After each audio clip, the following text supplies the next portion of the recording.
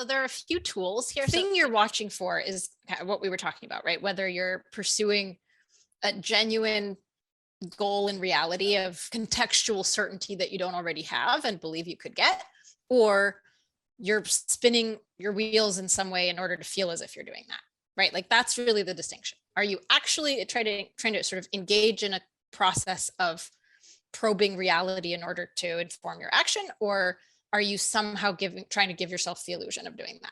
Like the feeling of, okay, somehow this is going to make me more certain or make me more safe or make me more, in control. The reason that Rome were successful and the reason that all successful societies, such as the United States today, are relatively successful is because of the extent to which they have embraced science, embraced the intellect, embraced reason, embraced individual rights, which includes trade, free trade, elements of capitalism. These are the things that make individuals empowered and make a culture, a nation, a society, a country thrive and become actually very strong. The admirable in sport shows man in a good light.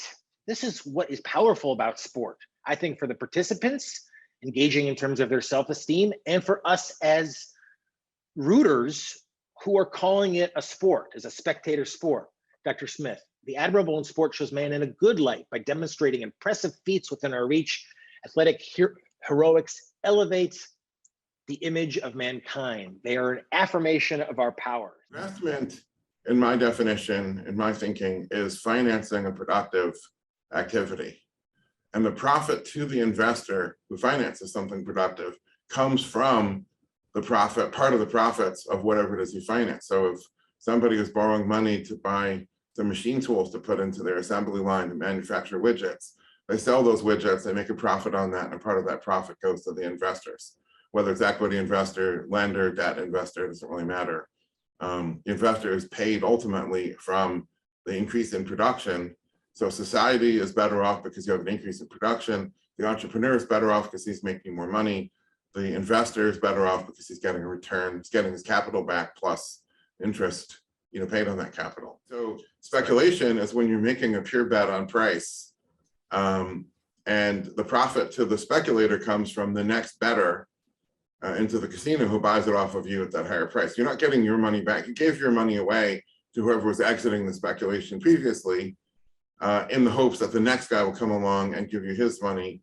And so speculation and the profit comes from that next guy's money. Speculation acts as an engine for the conversion of one party's wealth into another party's income to be consumed. Nobody wants to be the prodigal son, but it sets alight a process of a prodigal society. The most memorable book for me in July, so memorable that I'm actually reading it for a second time, is a book by a guy called Stephen Pressfield, and the book is called Turning Pro for professional. That the most memorable is a hard one to pin down, but let's say the most apropos given today's climate, and that is a play on words. I would say Fossil Future was one of the most interesting books. My number one recommendation from what I read in July is The Three Musketeers. So, are you kidding? Different. No, that's great. I will go for a book that I've read is about money. It's called The Psychology of Money by Morgan Housel. So it's this book called The Prism and the Pendulum. The author is Robert P. Grease. So, I mean, for anybody who's a history buff, this book may appeal to you. There's a book called Thomas Jefferson and Sally Hemings, An American Controversy by Annette Gordon-Reed. I read a book by a guy called Tim Kennedy, who was a special forces operator and a martial artist, called Stars. I loved him. Sorry? I loved him. I follow him on Twitter. He's good, yeah.